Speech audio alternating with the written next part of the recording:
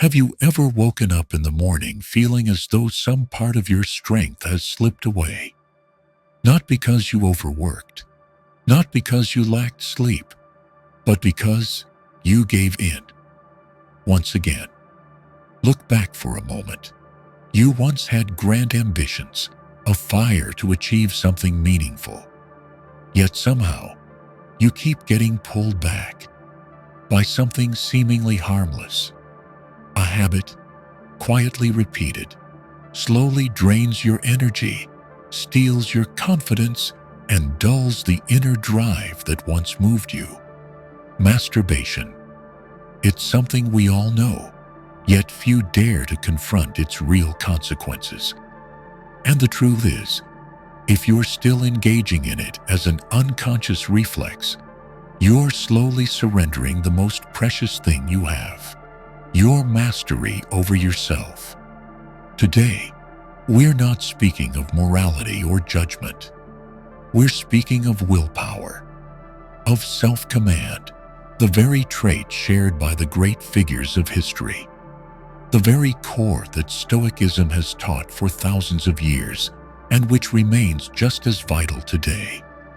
If you have the courage to face this, keep watching. Because after this video, you'll never see that act the same way again. 1. Masturbation.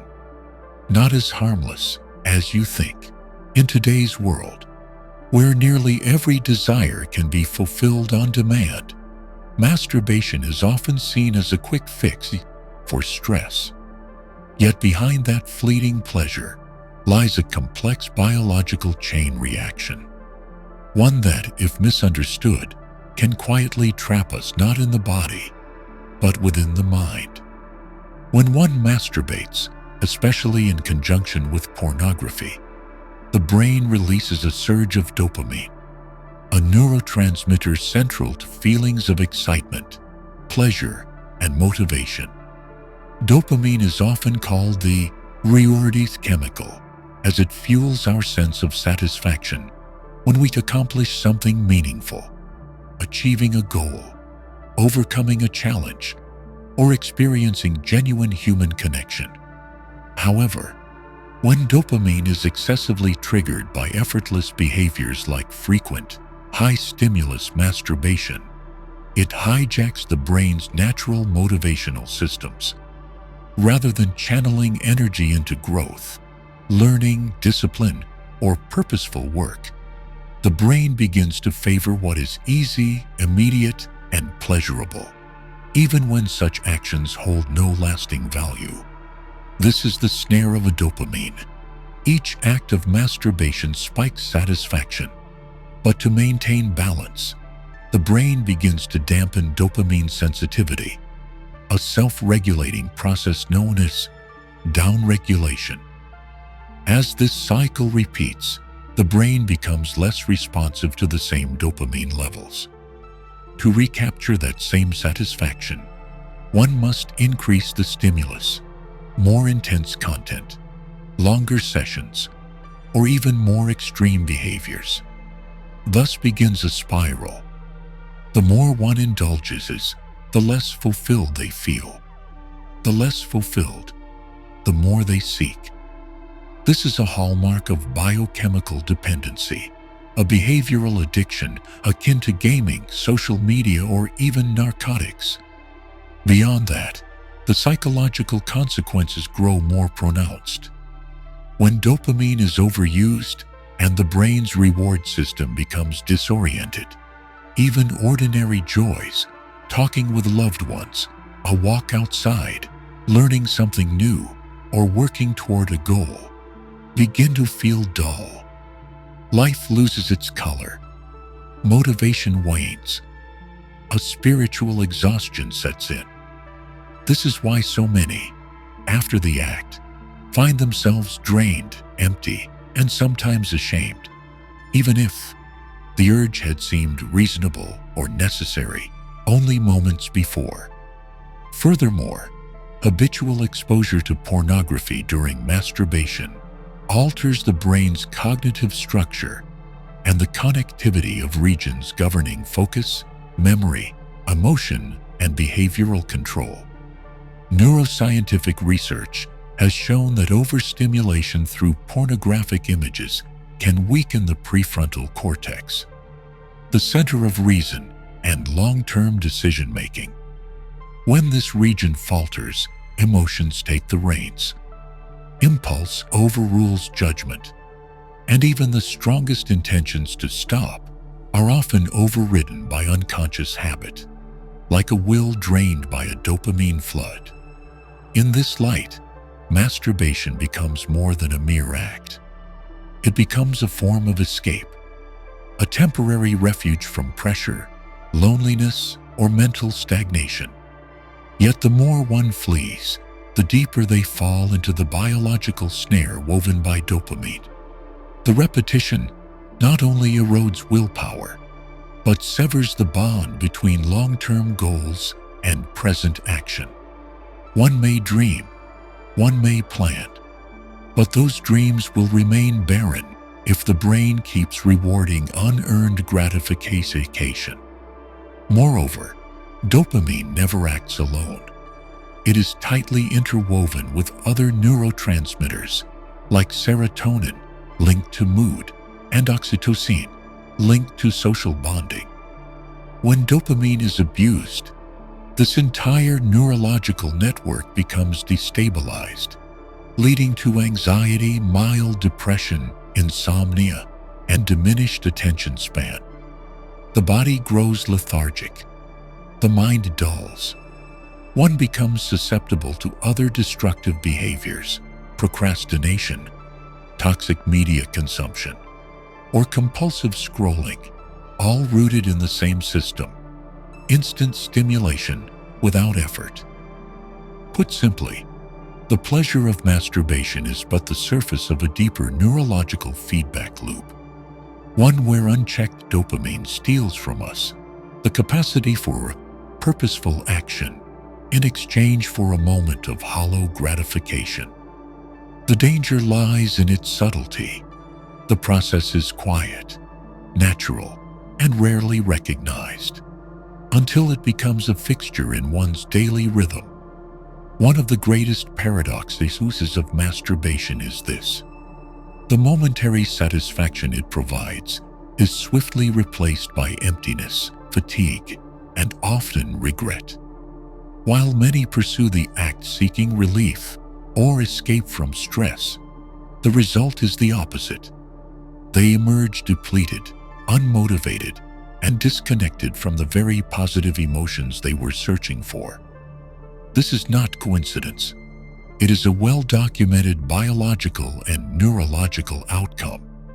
From a physiological standpoint, after orgasm, whether through intercourse or masturbation, the male body enters what is known as the refractory period.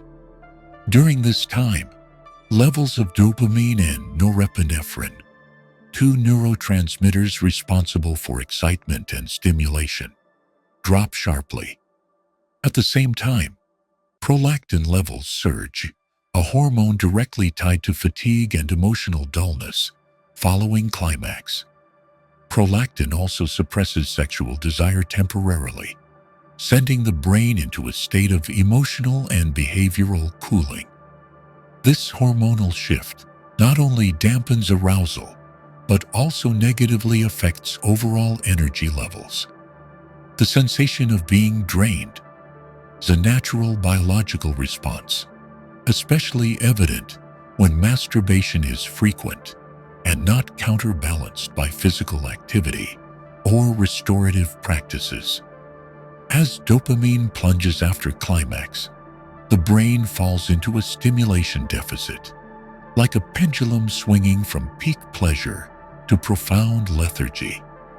In this state, one becomes disoriented, uninspired, and devoid of motivation for work, study, or even social interaction.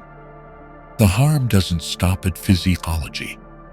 On the behavioral psychology level, the repeated cycle of stimulation climax emptiness etches a pattern into the nervous system. Each instance followed by fatigue, gets stored as a false reward in the brain's memory. Even though the result offers no lasting satisfaction or joy, the brain prioritizes the memory of dopamine's peak over its aftermath. This creates a compulsive loop. Desire arises, the act follows, emptiness returns, and soon enough the cycle repeats, often with the increasing frequency as the nervous system dulls to prior stimuli. Moreover, the mental state after masturbation often brings feelings of shame, self-disappointment, or latent guilt, especially for those who've tried and failed to abstain. These aren't just moral reactions, but biological ones. As dopamine drops, the brain's self-awareness and behavioral evaluation centers grow more active, making us more prone to harsh self-judgment. Repeated over time, this weakens confidence, amplifies self-criticism, and distances a person from a life of purpose. What's troubling is that the emptiness following masturbation isn't just momentary. When the cycle becomes habit, it gradually saps the body's overall vitality. Testosterone, the key hormone driving strength, resolve, and action in men, may decline if masturbation is excessive and not balanced with healthy living.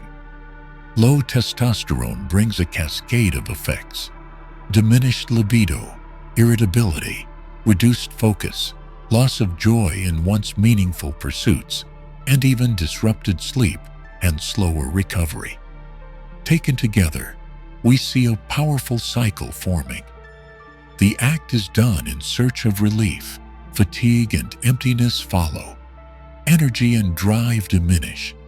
Pleasure is sought again to escape negative emotions. The act is repeated. Exhaustion returns. If this cycle isn't broken with purposeful, life-affirming alternatives, it can continue indefinitely, gradually severing a person's connection to their true values, ambitions, and even the ability to live with direction. Every person is born with a natural reserve of energy, both physical and mental. This energy is essential for all meaningful pursuits: learning, creating, building relationships, and self-growth. Yet this reserve is finite. It must be managed wisely and replenished properly to sustain a fulfilling life. When one channels most of this energy into non-productive acts, especially repeatable, stimulus-driven behaviors like masturbation, they deplete inner resources without receiving anything of real value in return.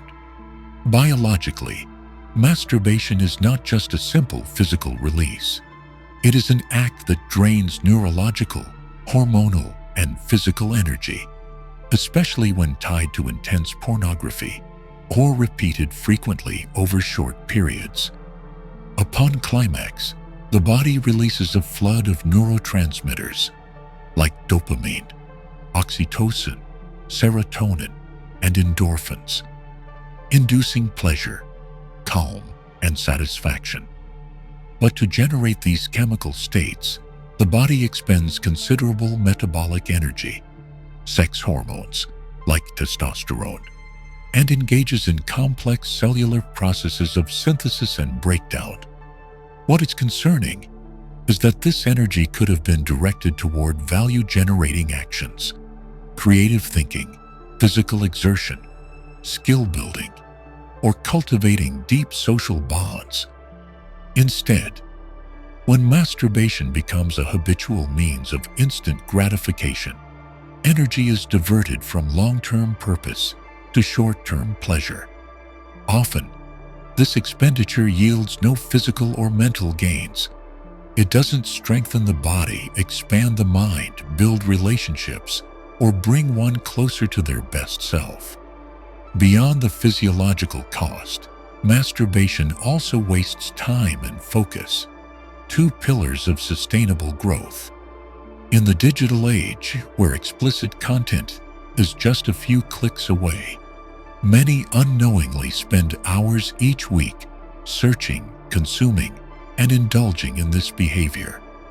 That same time, if devoted to skill acquisition, fitness, or personal projects, could yield lasting, meaningful changes. But when energy is funneled into chasing an illusion of pleasure, the result is a fleeting state, one that leaves nothing durable behind. Moreover, the repeated use of pornographic imagery to stimulate the brain creates an artificial reward system, one in which pleasure no longer comes from real actions in life, but from synthetic, unrealistic visuals. This undermines our ability to feel fulfillment from genuine achievements, such as completing a difficult task, building meaningful relationships, or making progress in personal discipline. A study in behavioral neuroscience shows that once the brain becomes accustomed to receiving quick and effortless rewards from artificial stimulation, it responds less to the rewards that come from actions of real value in the physical world. This state leads to a distortion of the internal motivational system. Instead of feeling inspired by the idea of self-improvement or the pursuit of long-term goals, one feels excited only by the anticipation of effortless pleasures. This is not merely a waste of energy. It is the slow erosion of the ability to build and sustain intrinsic motivation, the very foundation of any path toward growth. Ultimately, excessive masturbation also weakens one's inner fortitude, making it easier to fall into indecision, lethargy, and avoidance of challenge. This is because the habit gradually teaches the brain to seek an easy exit route whenever stress arises, rather than confronting difficulties, processing negative emotions, or solving real problems. The individual retreats into a private space where stimulation comes instantly, without effort. Over time, using masturbation as a coping mechanism chips away at psychological resilience and emotional endurance, qualities essential for a strong and purposeful life. In short, masturbation, when repeated as an unchecked habit, consumes not only biological energy, time, and focus, but also distorts the entire structure of motivation and reward in the brain. It leads people to trade real values, such as growth, connection, physical and mental health, for a fleeting, unsustainable sense of satisfaction. In the broader view, it is not merely a waste of energy.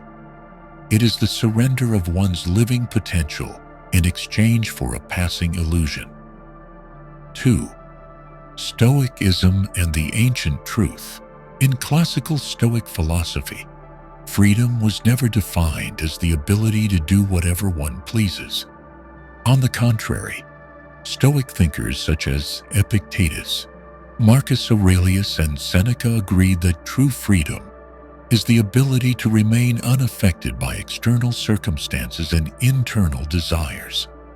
According to them, the more a person chases pleasure, the more they lose their capacity for self-mastery, and with it, fall into a form of mental slavery, even while imagining themselves to be free. Stoic thought begins from a foundational distinction that in life, there are things within our control, our actions, thoughts, and responses, and things outside our control, whether other people, external conditions. Only what lies within our control, namely our choices and reactions, determines the quality of a free life. If a person cannot govern their immediate cravings, then by Stoic standards, they are not free, for they are ruled by their own body and emotions. Epictetus, a slave who became a philosopher, emphasized this point with clarity. He once said, "As long as you are a slave to desire, you are still living under command." To him, Freedom was not about social status or material ease, but about rational choice, rising above impulse and mastering one's response in any circumstance. Applied to the act of masturbation, especially when it becomes compulsive, a clear pattern of dependence emerges. Each time someone acts purely out of physical craving, knowing the act brings no lasting good, they place themselves under the authority of instinct rather than reason. Pleasure, in this case, ceases to be neutral. It becomes a silent pressure, leading the person to act against their true will. Marcus Aurelius, the Roman emperor and a quintessential Stoic, wrote in Meditations, "You were born to be a ruler, not to be ruled by feelings like a beast." This captures the Stoic spirit well. Freedom is the capacity to act from one's highest reason, not from fleeting urges. When one rejects momentary pleasure to preserve enduring peace and pursue meaningful aims, they are practicing inner freedom. In Stoic philosophy, physical pleasure is not seen as sinful or to be condemned, but being controlled by pleasure, especially when it becomes the main driver of action, is regarded as a form of spiritual enslavement. The Stoics taught that humans are not noble because they lack desire, but because they discipline it through reason and self-restraint. And it is in that effort to govern desire that one finds true freedom, a state forever out of reach for those who chase ease and comfort. A defining feature of Stoic thought is the distinction between external freedom and internal freedom. External freedom can be stripped away by fate, war, or power, but internal freedom cannot be taken, so long as a person maintains mastery over their thoughts and behavior. In the case of someone enslaved to the pleasures of masturbation, one could say they've lost their inner freedom, for their actions no longer arise from deliberate choice, but from instinctual reflex, shaped by the brain's reward-seeking circuits. Thus, Stoicism does not advocate coldness or emotional denial. It calls for the discipline to distinguish between what is worth pursuing and what is not. Freedom is not the ease of saying yes to every impulse, but the strength to say no when something undermines what is higher. Freedom in the deepest Stoic sense is a state of mind unshaken by desire, passing urges, or fear of loss. It is the power to say no to what feels good but is meaningless, and to remain loyal to what is deeply valuable and lasting. One may feel free when indulging in pleasure, but to the Stoic, if that act stems from reflex and not reason, it is not freedom. It is bondage in disguise. Desire is an inseparable part of human biology. It drives reproduction, fosters connection, and provides sensations of pleasure. Yet in Stoic thought, desire, especially physical desire, is considered one of the greatest trials of self-control, not because it is inherently evil, but because of its subtle, constant power to deceive the mind.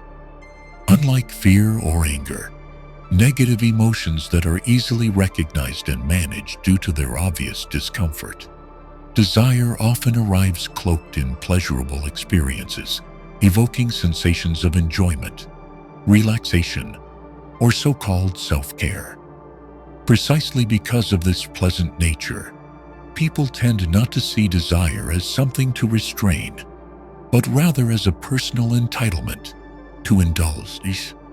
Stoicism warns that, because physical desire often wears the disguise of being natural and harmless, it becomes a subtle trap, gradually draining mental strength and eroding the will. When one repeatedly engages in physical gratification solely for the sake of momentary pleasure, without consideration for long-term consequences. They slowly lose their resistance to temptation. Each time desire is indulged, the nervous system reinforces a neural pathway that favors the easier route, making the brain increasingly avoid discomfort, delay, or discipline. According to the philosopher Seneca, a life built on pleasure is one of dependence and vulnerability. In his letters to Lucilius, he writes, "We grow weak when we allow ourselves to depend on what is pleasant." His point is not to reject all pleasure, but to understand the boundary between enjoyment and indulgence.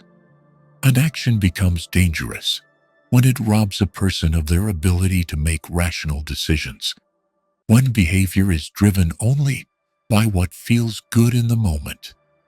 In the context of masturbation, especially when paired with pornographic content, physical desire is no longer just a physiological response, but a sequence of behavior conditioned by easy pleasure. Constant exposure to erotic imagery and solitary gratification without any effort toward real connection trains the brain to expect simulated rewards, diminishing the value of authentic human bonds. As a result, instead of learning to face rejection, overcome shyness, or cultivate genuine intimacy, the individual retreats into a private space where desire is fulfilled instantly, but no inner growth takes place. Marcus Aurelius, in his personal writings, repeatedly cautioned against living under the rule of pleasure. He wrote, "Ask yourself whether you are behaving like a rational being or like an animal driven by instinct." His question reflects his view clearly. Unless guided, physical pleasure draws us away from reason and into instinct, into a condition resembling creatures without moral thought or a higher purpose. What makes desire particularly dangerous in the Stoic view is the self-justification we create to legitimize indulgence. Phrases like, "This is just a normal biological need," or "I just need a release," may hold some biological truth, yet they are easily exploited to mask a deeper reality. The dependence on pleasure has become a way of avoiding discomfort, shirking responsibility, and delaying meaningful action. That is why the Stoic does not only train to resist what is painful, but also learns to refuse what is unnecessarily pleasant. In doing so, they guard their mind from dependency and ensure their actions are not dictated by fleeting sensations. In today's world, where pleasure can be triggered by a simple tap on a screen, vigilance toward desire is no longer optional. It is a condition for survival if one seeks to maintain self-mastery.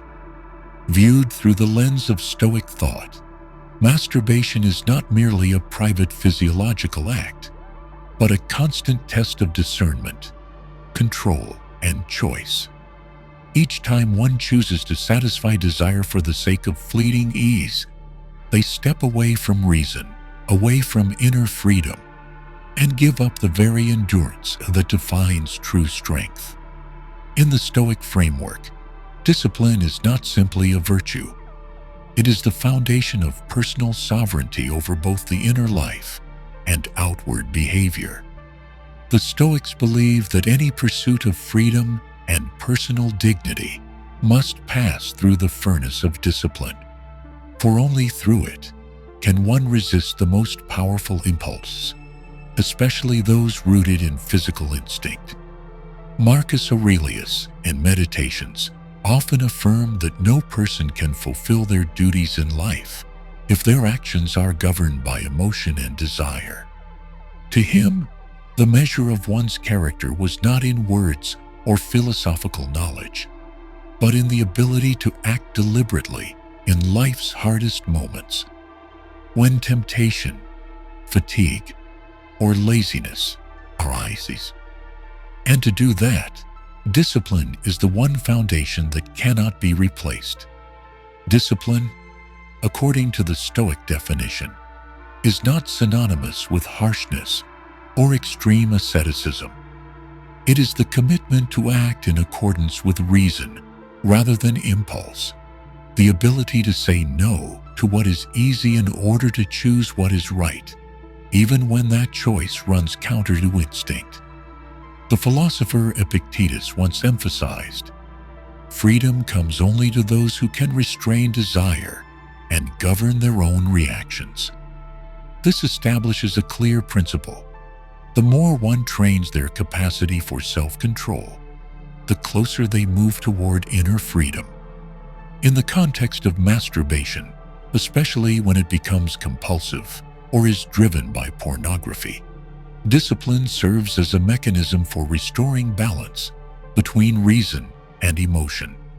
Masturbation is not inherently wrong from a biological standpoint, but when repeated as a means of avoiding emotion, relieving stress, or chasing short-term pleasure, it becomes a clear sign of behavioral loss of control.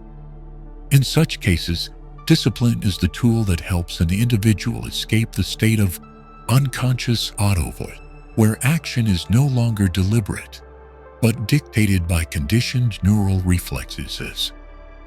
The Stoic cultivates discipline through small daily acts, repeated consistently. Waking up on time, eating in moderation, working with purpose, practicing silence in anger, and refusing cheap indulgences.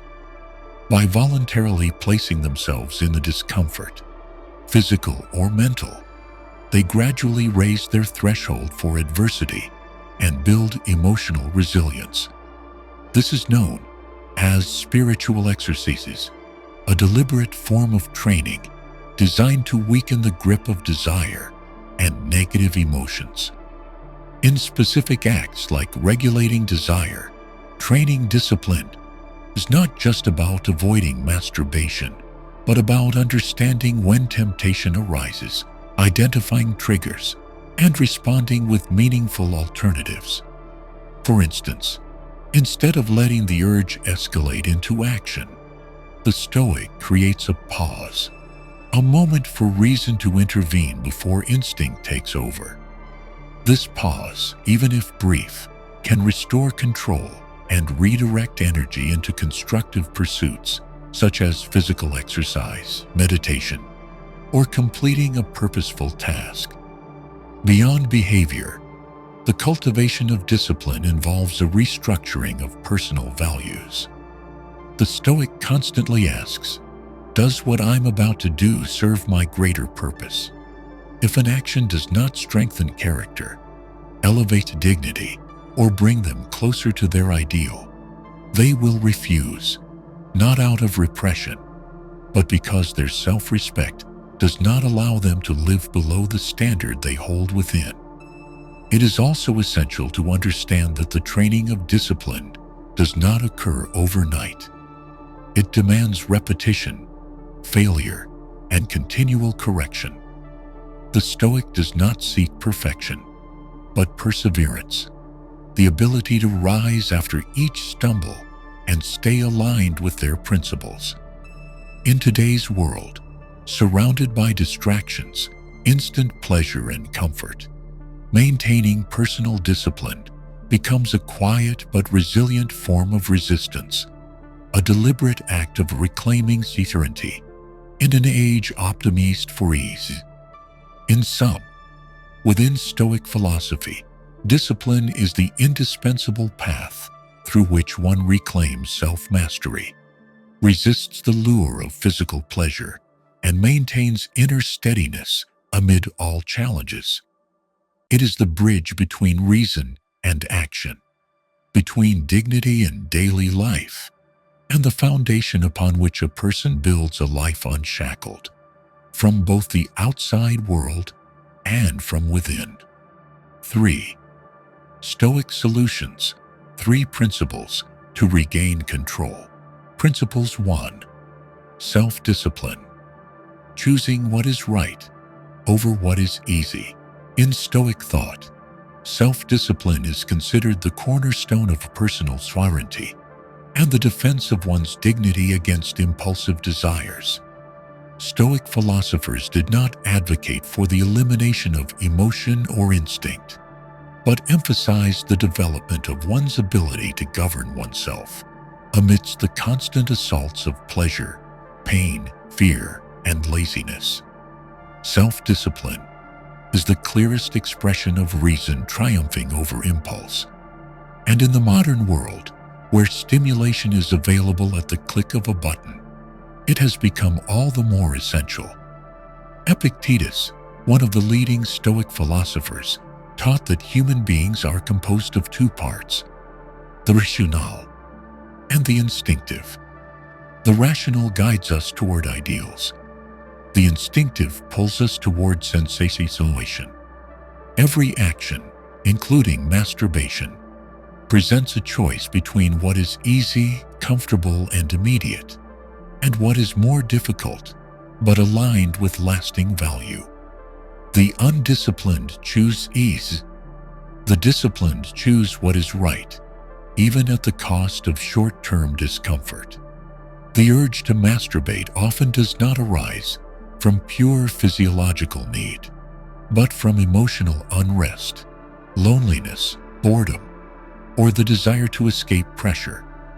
For this reason, the act is not merely a biological reflex, but a form of emotional solution, a way to soothe the mind with immediate pleasure.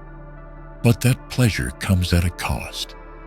It depletes dopamine, reduces focus, weakens motivation, and, most importantly, erodes one's long-term capacity for behavioral control.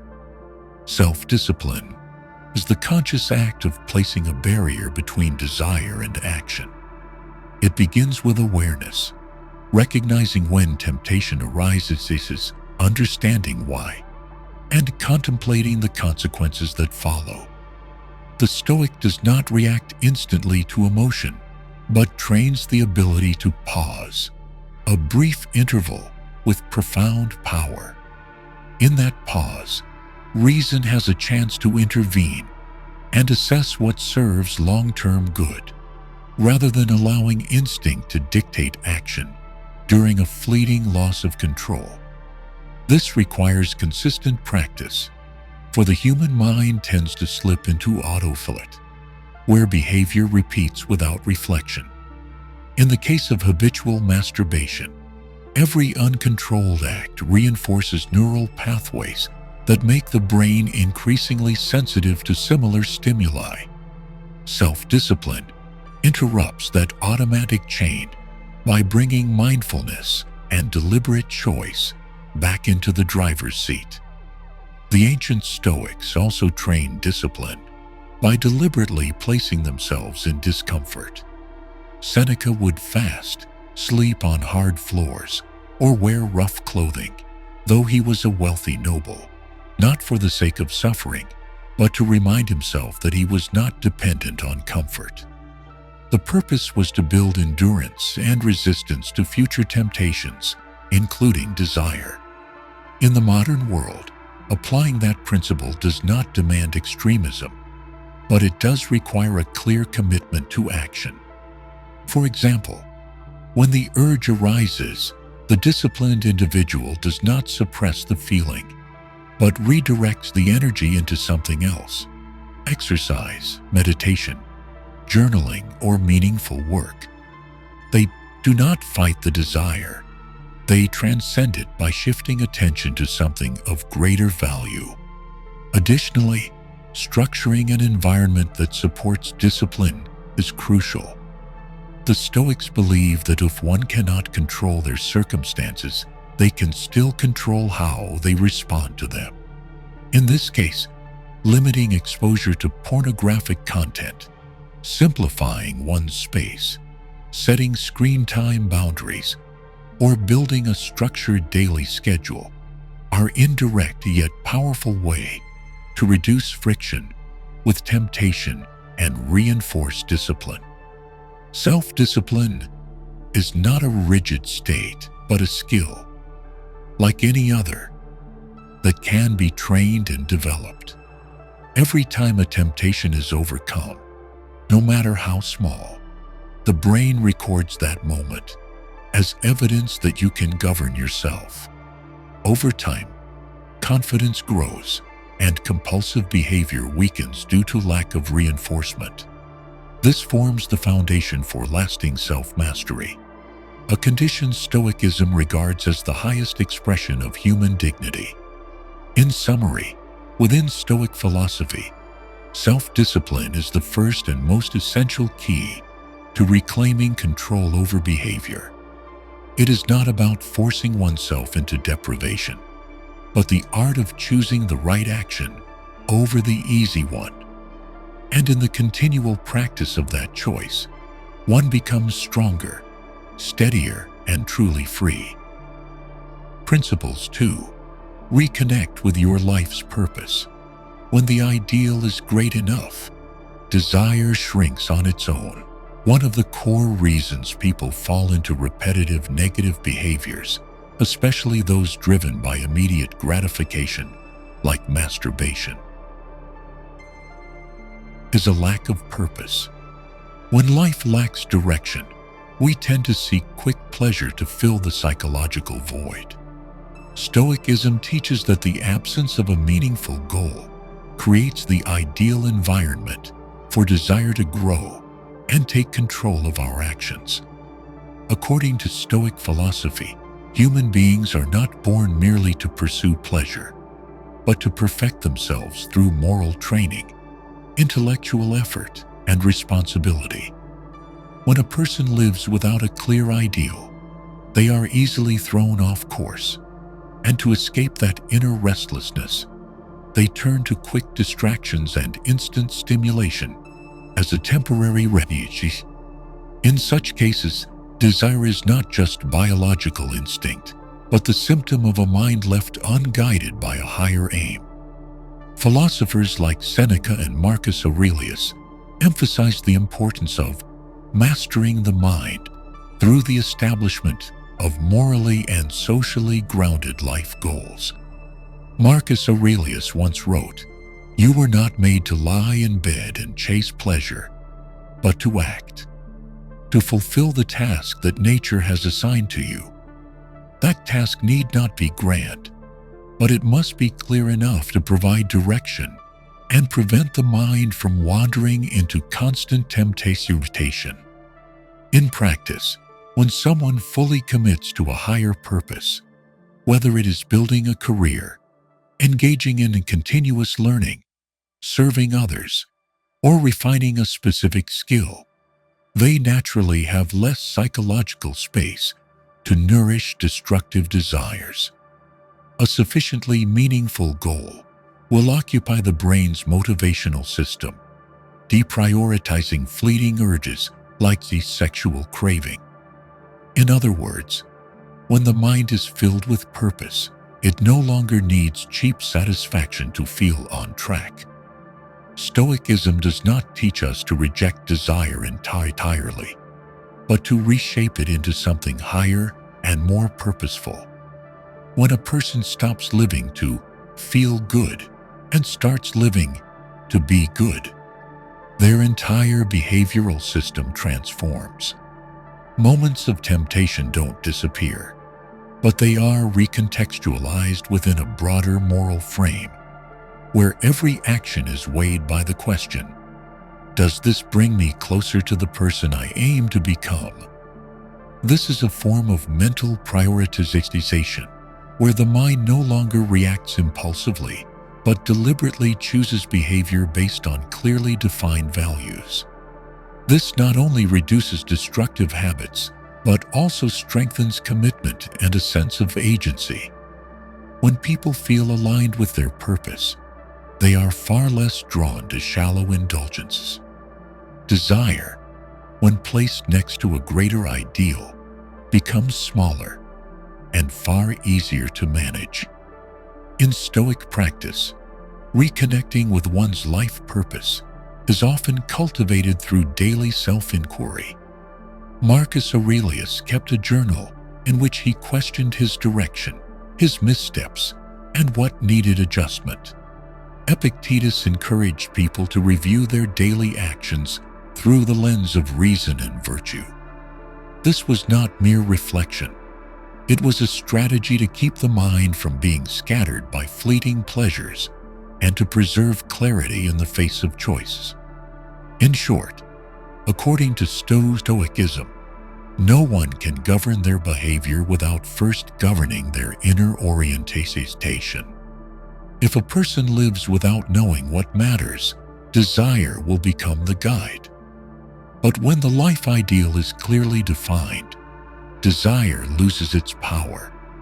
It is in the process of reconnecting with our goals, whether grand or modest, that we build true inner defense, allowing us not only to resist desire, but to transform that energy into lasting momentum for growth. Principles 3. Transmuting energy, turning desire into a force for growth. In Stoic philosophy, emotions and desires are not enemies to be eliminated, but natural energies that must be properly directed.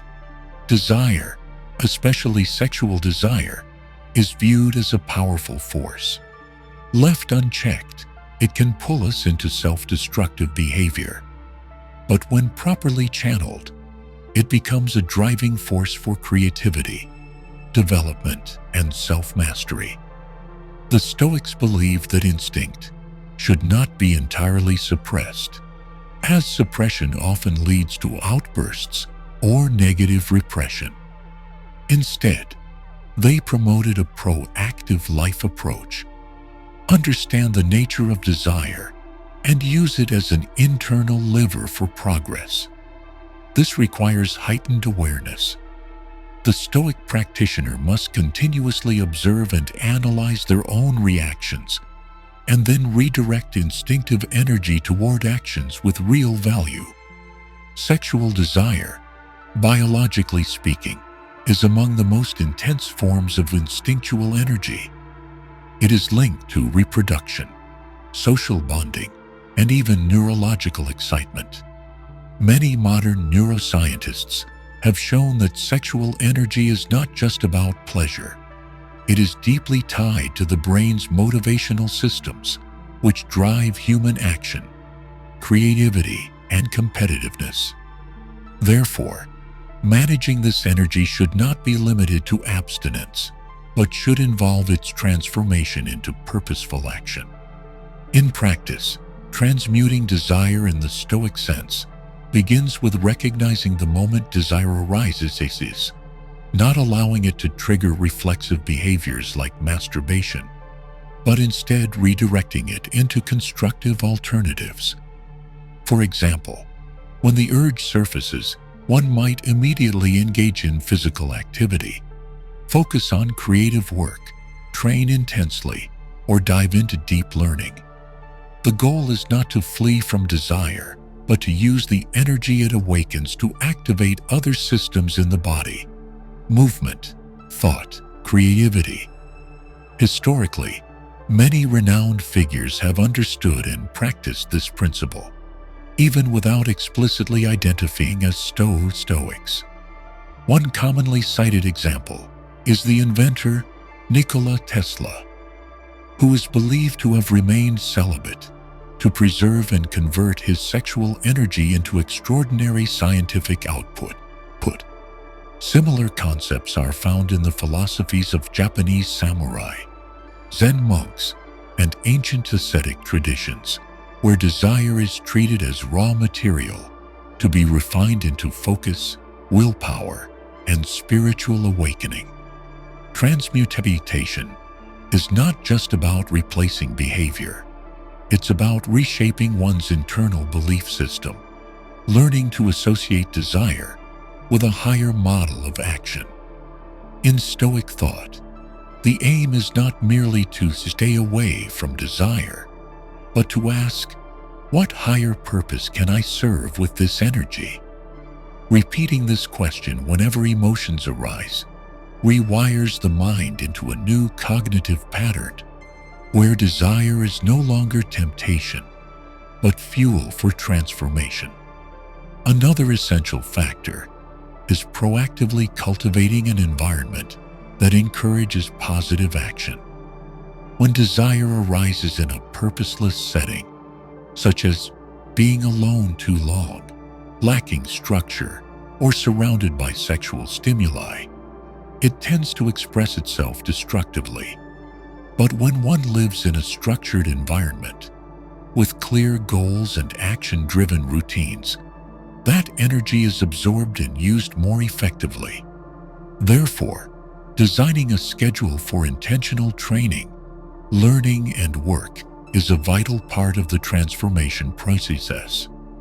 In summary, Stoicism teaches that desire is not something to eliminate, but something to understand and use wisely. When we learn to convert powerful emotion into noble action, from personal gratification to contribution, from instinctive reaction to rational choice, we not only master desire, we turn it into a lever that elevates our dignity and strengthens our ability to live well. I once believed that overcoming a habit like masturbation required nothing more than strong enough willpower. But reality is not that simple. Each time emotions surged, boredom, stress, loneliness, the body instinctively sought relief. Not because I didn't know it was harmful, but because I lacked a system to replace it, and a purpose strong enough to hold on to. Only when I began to live with greater intention, writing down clear goals, breaking them into daily actions, and tracking them like a personal discipline game, did things begin to shift. I realized that when I was truly focused on what mattered, physical training, skill development, building something meaningful, the old urges lost their power. They still appeared, but I was no longer dragged along by them. And then I understood.